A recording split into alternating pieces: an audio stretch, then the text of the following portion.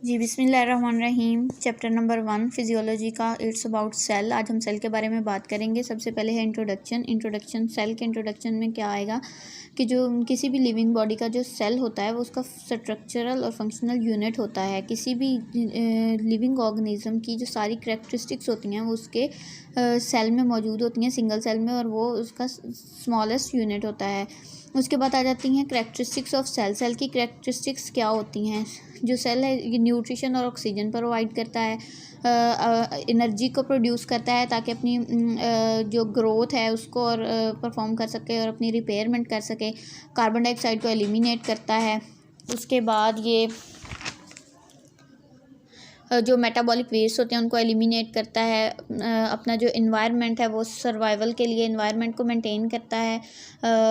जो होते हैं एंटी बैक्टीरियल्स, जो बैक्टीरिया होते हैं या टॉक्सिक मटेरियल होते हैं, जब वो एंटर होते हैं बॉडी के अंदर तो उनको इमीडिएट रिस्पॉन्स शो करता है, उनको प्रिवेंट करता है, बॉडी को प्रोटेक्ट करता है। उसके अलावा जो इसकी रिप्रोडक्शन होती है वो डिवीजन के थ्रू होती है, लेकिन इसके अंदर एक एक्सेप्शन है कि जो न्यूरॉन्स हैं वो रीग्रो नहीं करते। ठीक है। उसके बाद हमारे पास ये एक और टर्मिनोलॉजी थी, extra cellular space. Extra cellular space क्या होता है?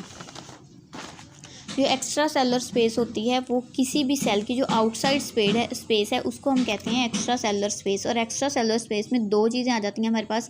एक हमारे पास इंटरस्टिशियल स्पेस आ जाती है और एक हमारे पास वेस्कुलर स्पेस आ जाती है। जो इंटरस्टिशियल स्पेस है ये क्या है? Space between the cell in a tissue. किसी भी टिश्यू में जो आउटसाइड द सेल स्पेस होगी उसको हम इंटरस्टिशियल स्पेस कहेंगे, और जो वेस्कुलर स्पेस है ये सर्कुलेशन की जो एक्स्ट्रा सेलुलर पोर्शन होता है उसको हम कहते हैं वेस्कुलर स्पेस।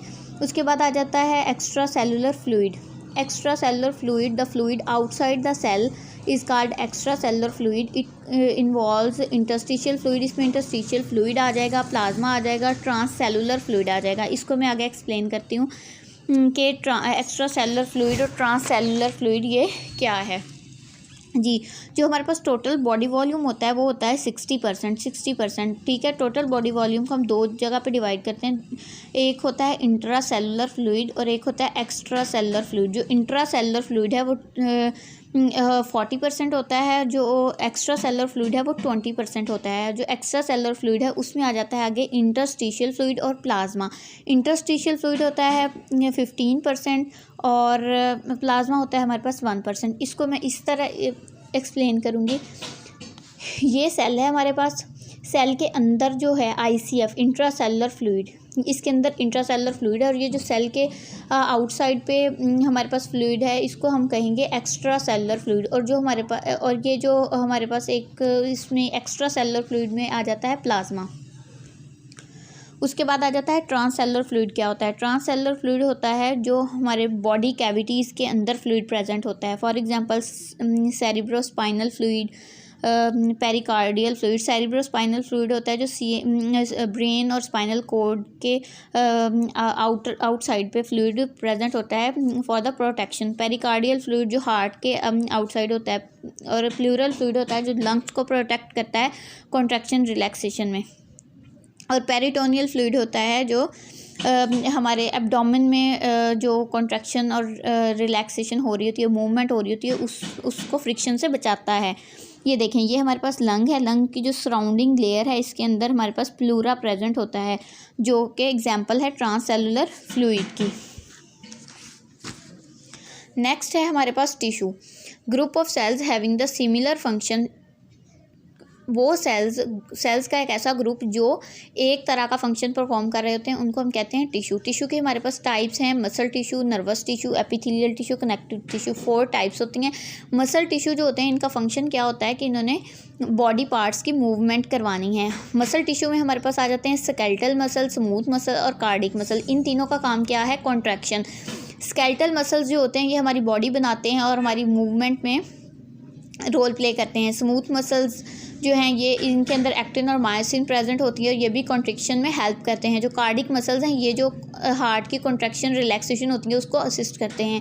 उसके बाद है हमारे पास नर्वस टिश्यू। नर्वस टिश्यू क्या काम करता है? इसका फंक्शन होता है कि ये कोऑर्डिनेट करता है और कंट्रोल करता है बॉडी की एक्टिविटीज़ को। नर्वस टिश्यूज़ बनाते हैं brain, spinal cord and nerves. और इनका रोल क्या होता है कि इमोशंस, मेमोरी और रीजनिंग को कंट्रोल करते हैं।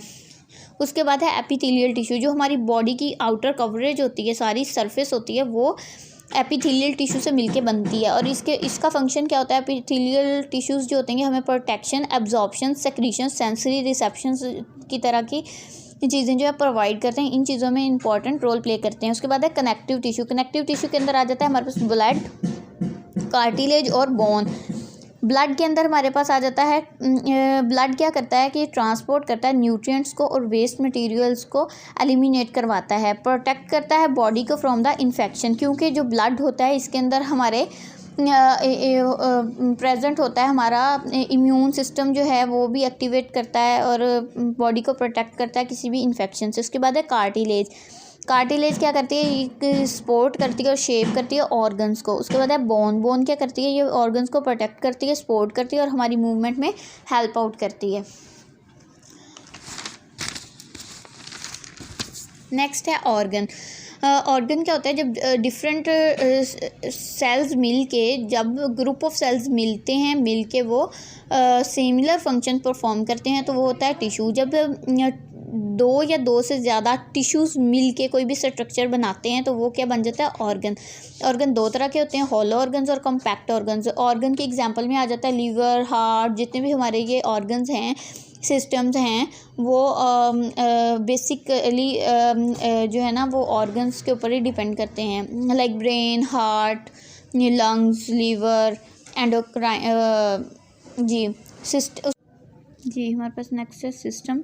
अ group of organs that perform a specific function. जब डिफरेंट ऑर्गन्स मिलके स्पेसिफिक फंक्शन परफॉर्म करते हैं तो वो सिस्टम बनाते हैं। फॉर एग्जांपल डाइजेस्टिव सिस्टम है, एक्सक्रीटरी सिस्टम है, कार्डियोवैस्कुलर सिस्टम है, एंडोक्राइन सिस्टम है। जी ये था आज हमारा पहला लेक्चर। और हमारे साथ बने रहें और मज़ीद लेक्चर सीखने के लिए हमारे चैनल को लाइक करें और सब्सक्राइब करें। शुक्रिया।